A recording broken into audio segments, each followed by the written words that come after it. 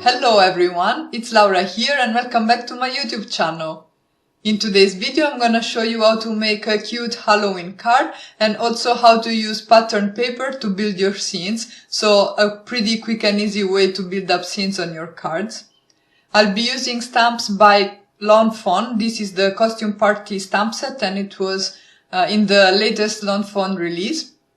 I stamped 3 of the images on some neenah solar white cardstock using my Memento Tuxedo black ink, and now I'm starting to color them with my Spectrum Noir markers.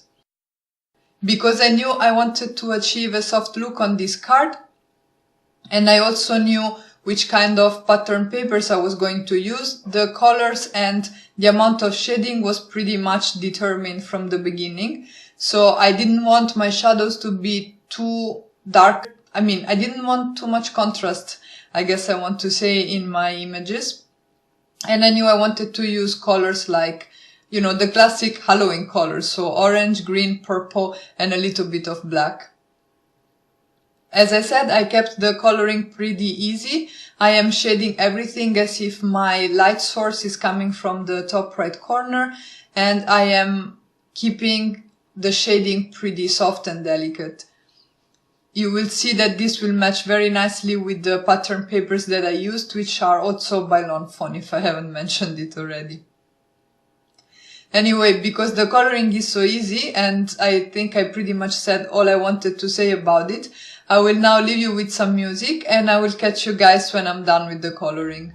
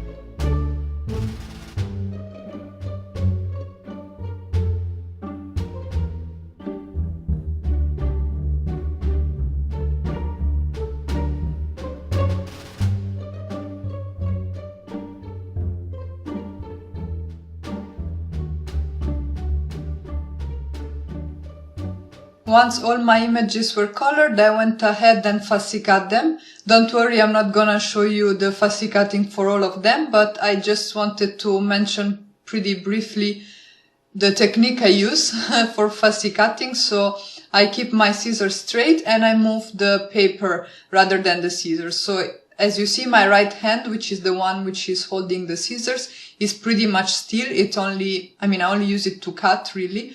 And I move around the images with the other hand. I will go ahead and cut all my images, and I also off camera stamped, colored and cut this little pumpkin shaped treat box because I thought it would add a little bit of a cute touch. And now I'm picking out my pattern papers. The orange and the green one are from the Fawn Watercolor Wishes paper pad, whereas this purple one here is from the Perfectly Plaid Rainbow paper pad, also by Fawn. And I am using a die by Studio Katia. This is a rectangular die that cuts exactly to an A2 size, so it's really perfect because I don't even need to reach for my guillotine trimmer. And it adds a nice dotted detail all around. I also used a smaller rectangular die. This is also by Studio Katia and it also adds this nice dotted detail all around to cut down the orange and the green pattern paper. And I am creating some hillsides out of the green pattern paper using the Mama Elephant Landscape Trio die set. I created 2 separate hillsides and I'll be laying them on top of each other to create some movement and some interest on my scene. I created the moon using a circular die by Tonic Studios and some paper. This In Italy we call it parchment paper. I don't know if that's the correct name. Anyway, it's like off-white and it has a slight texture to it. But you can use just vanilla cardstock and add some texture with distress inks, or just leave it plain as it is, because anyway the effect on this paper is really subtle. And here I'm being stingy with my pattern paper and I'm using a rectangular die. This is by Crafting Desert Divas and it's a bit smaller than my orange panel. So I'm using that to cut, to obtain a frame that I can use on my card, and then the inner piece I can use later. So here I took a piece of white cardstock and I cut it down to a standard A2 size. So I used again that die by Studio Katia. I used some double-sided tape and I'm adhering my purple frame, being careful to get it right the first time because this double-sided tape is very strong, so I don't want to have to try to pull off the pattern paper. As you saw, I also trimmed down the orange panel a little bit because part of it was going to be covered by the hillsides anyway, so I thought I might as well save that part for some other project. So these are little tips that will make your pattern paper last longer. And now I'm adhering the hillsides to each other before adhering them to my background. And for this front panel, as you saw, I used some Tombow Mono Multi glue because that allows me to move things around a little bit and position them properly.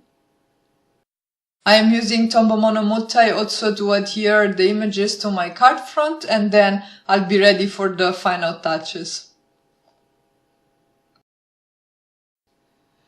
To ground my images a little bit, I am using a grey marker. I think this is the IG2 from the Spectrum Noir markers to add some shadows, but they were kind of harsh and very dark and I didn't really like them. So, I obviously didn't want to toss the card just because of that. So I went in first with the blender, which helped a little bit, but not enough.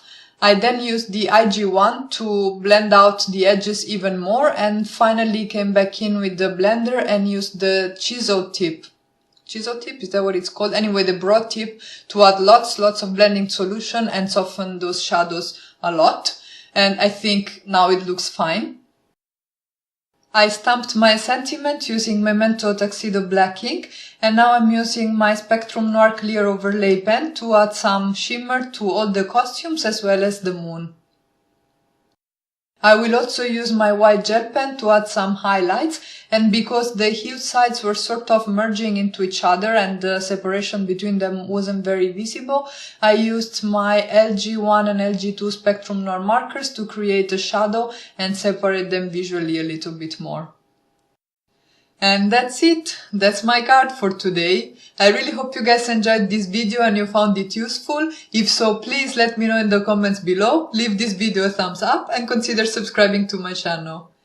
You can visit my blog for the full list of supplies, and I hope I'll be back soon with another video. Ciao!